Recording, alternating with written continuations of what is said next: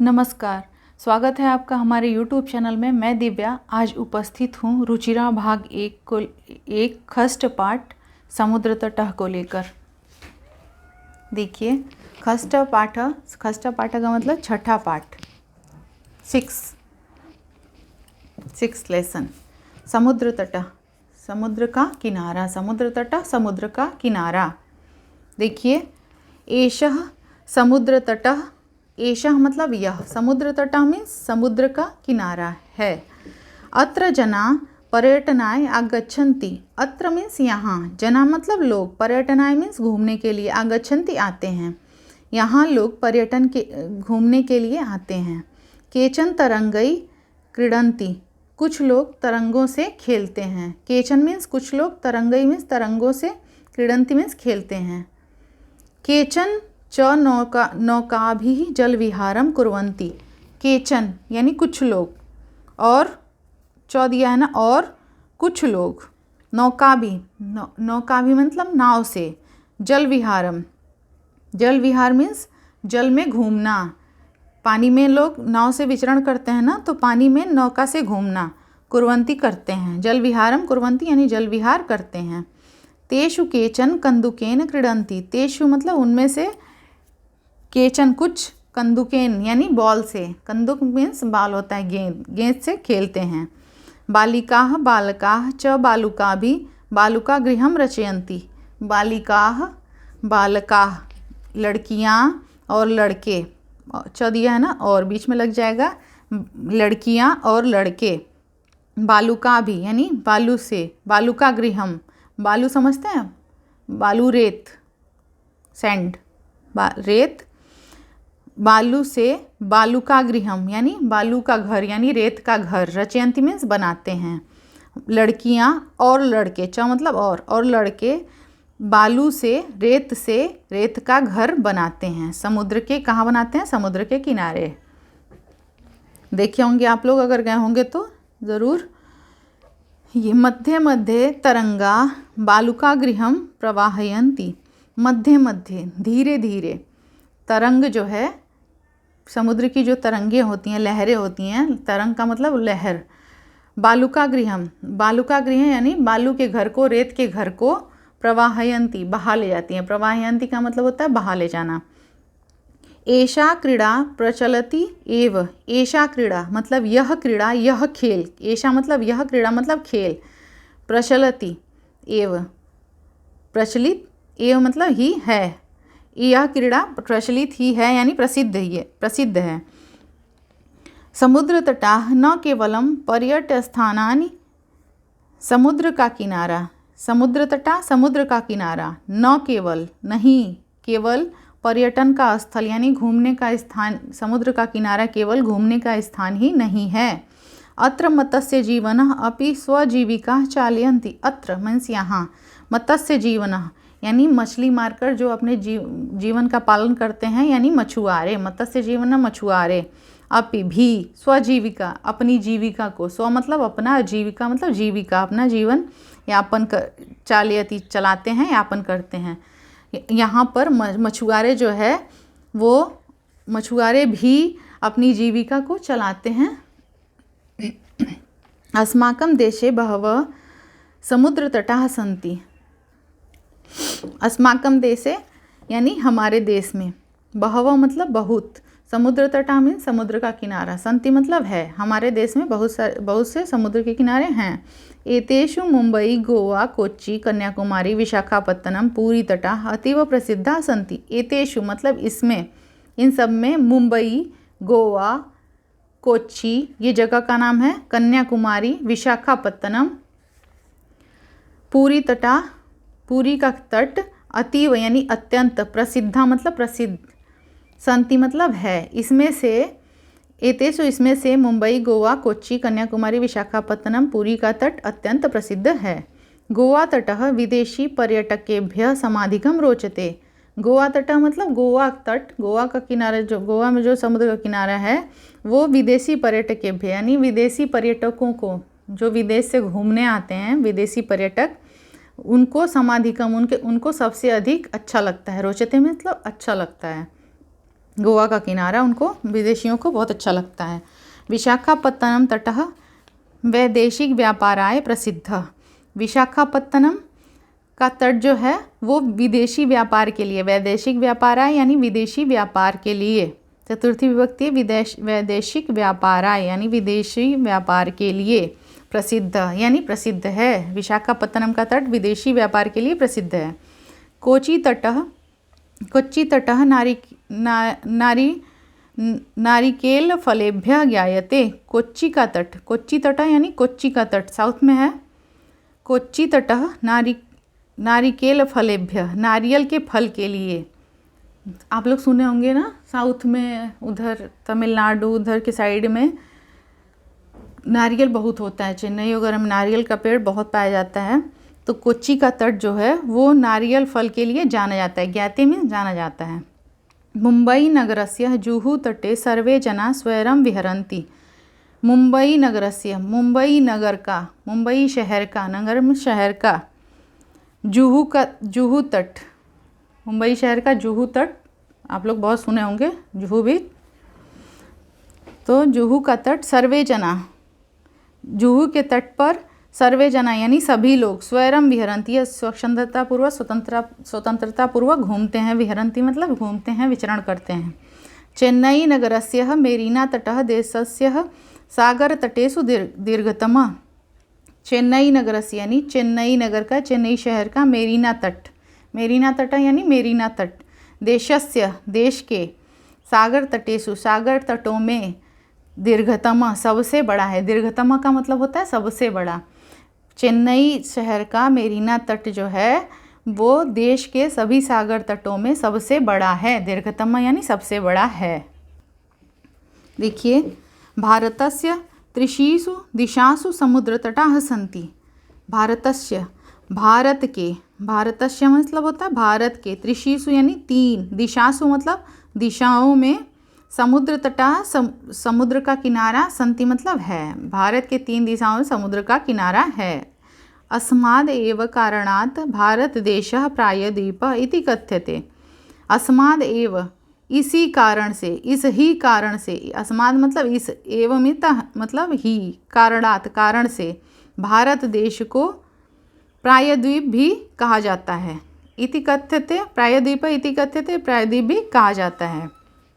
पूर्व दिशायां बंगोपसागरः, दक्षिण दिशायां हिंद महासागरः, पश्चिम दिशायां च अरब सागरः अस्ति। भारत के पूर्व दिशा में, पूर्व दिशायां यानी पूर्व दिशा में, बंगोपसागर यानी बंगाल सागर यानी बंगाल की खाड़ी जिसको हम बोलते हैं, बंगोपसागर यानी बंगाल सागर, बंगाल की खाड़ी। दक्षिण दिशायां, दक्षिण दिशा में हिंद महासागर, दक्षिण दिशा में क्या है, हिंद महासागर।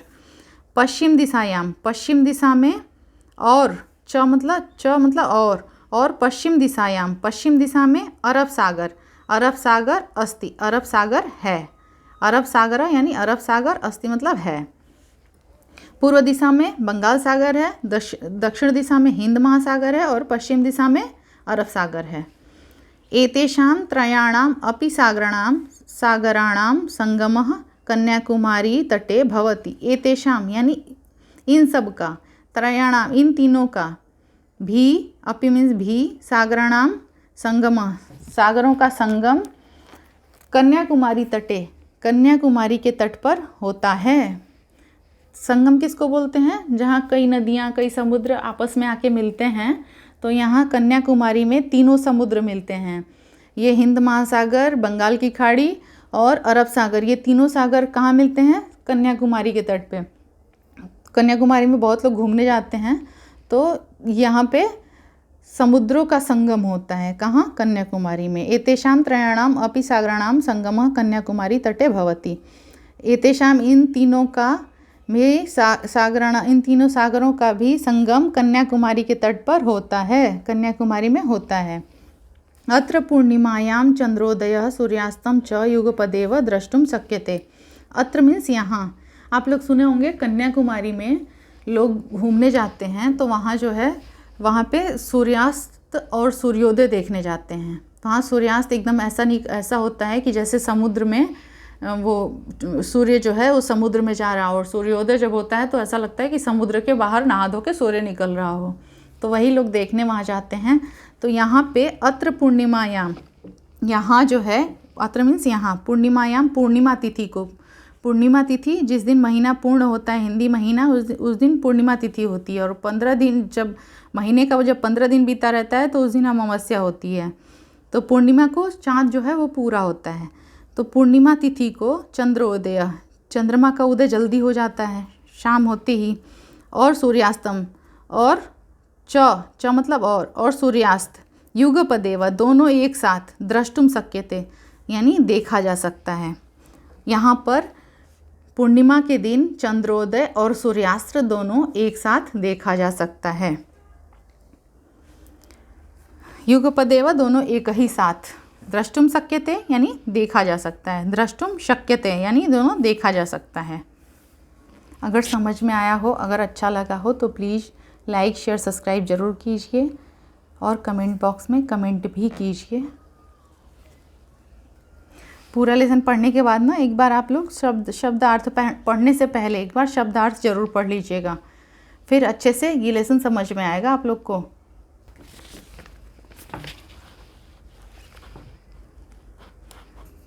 यहाँ देखिए, अधोलिखित प्रश्नों का उत्तर, प्रश्नों का यहाँ उत्तर लिखना है। तो इस प्रश्नों का उत्तर जो है वो बहुत बड़ा बड़ा हो जा रहा है, तो इसलिए मैं इस पे लिख के रखी हूँ पेज पे।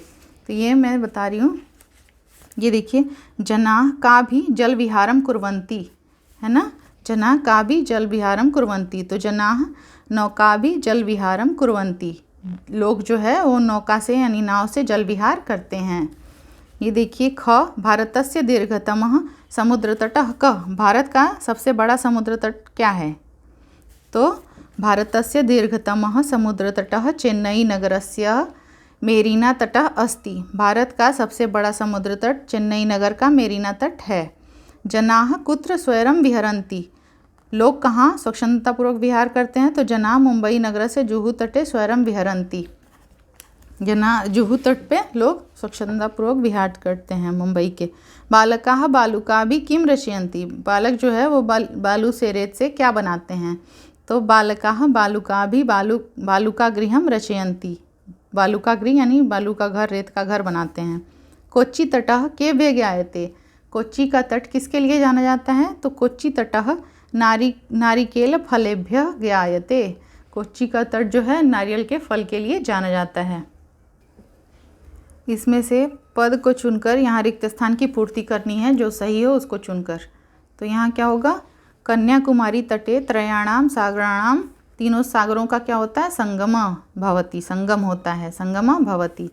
यहाँ है भारत देशः, क्या कहा जाता है भारत देश को? तो प्रायद्वीप इति कथ्यते, प्रायद्वीप कहा जाता है। जनाः समुद्र तटः पर्यटनाय, किसके लिए आते हैं? पर्यटन के लिए आते हैं, तो पर्यटनाय आगच्छन्ति। बालकेभ्यः क्रीड़ा रोचते, बालकों को क्रीड़ा यानी खेल अच्छा लगता है। भारतस्य पूर्व दिशायां बंगोपसागरः अस्ति, भारत के पूर्व दिशा में बंगाल सागर है। ये देखिए, इसको योजित करना है, मतलब इसको जोड़ना है। तो क्या है? समुद्र तटः, सही चुनकर जोड़ना है। तो समुद्र तटः क्या है? पर्यटनाय, समुद्र तटः क्या क्या होगा? पर्यटनाय। क्रीडनकम का होगा खेलनाय, दुग्धम का होगा पोषणाय, दीपक का होगा प्रकाशाय, और विद्या का होगा ज्ञानाय। ऐसे ही तृतीय विभक्ति के प्रयोग से रिक्त स्थान की पूर्ति करनी है। तो यहाँ है जैसे मित्रेण सह गच्छति, व्योमः मित्रेण सह गच्छति, ये तृतीय विभक्ति है। तो देखिए, बालकाः यहाँ होगा बालकाभिः सह पठन्ति, ये तडाग कमलै, तृतीय विभक्ति विभाति। अहमपि कन्दुकेन खेलामि, कन्दुक का तृतीय विभक्ति कंदुकेन। अश्वः अश्वैः सह धावन्ति, मृगा मृगैः सह चरन्ति। यहाँ सब में तृतीय विभक्ति का प्रयोग किया गया है। इसको मैं बता रही हूँ, आप लोग स्वयं कर सकते हैं। जैसे ये दिया है, पहले में रहीमः मित्रेण सह क्रीडति, तो ये पहला वाला है ना, रहीमः मित्रेण सह क्रीडति। यहाँ होगा सब में रहीम रहीम बस जोड़ देना है। यहाँ होगा सेकंड में रहीमः द्विचक्रिका आपणम गच्छति। यहाँ होगा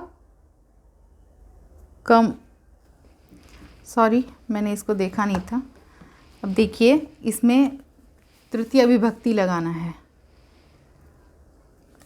तो यहाँ रहीमः द्विचक्रिका या आपणम गच्छति होगा। यहाँ जैसे ये है ना फर्स्ट वाले में, तो मित्रेण हो गया, फर्स्ट वाले में मित्रेण हो गया। ऐसे ही सेकंड में द्विचक्रिकाय आपणम गच्छति। ऐसे ही तीसरे में होगा कलमेन रहीमः कलमेन पत्रम लिखति। यहाँ मैंने लिख दिया है। फिर चौथे में होगा रहीमः हस्तेन कंदुकम क्षिपति। पाँचवें में होगा रहीमः नौकाया है जल विहारम करोति। फिर रहीमः चषकेन जलम पीबति। ये होगा रहीम मतलब सब में जोड़ना है, रहीम को जोड़ के सब में लिखना है, इसीलिए ये बीच में दिया है, हरे में दिया है कि हर वाक्य में रहीम जरूर रहेगा। देखिए रहीमः तुलिकया चित्रम रचयति। रहीमः वायुयानेन रा आगच्छत। ये जैसे मैंने बनाया है इसमें आप लोग ऐसे ही भरेंगे। ये आप लोग खुद कीजिएगा। बहुत बहुत धन्यवाद आप लोग का मेरा वीडियो देखने के लिए। लाइक शेयर सब्सक्राइब कर दीजिए और कमेंट बॉक्स में कमेंट कीजिए। धन्यवाद।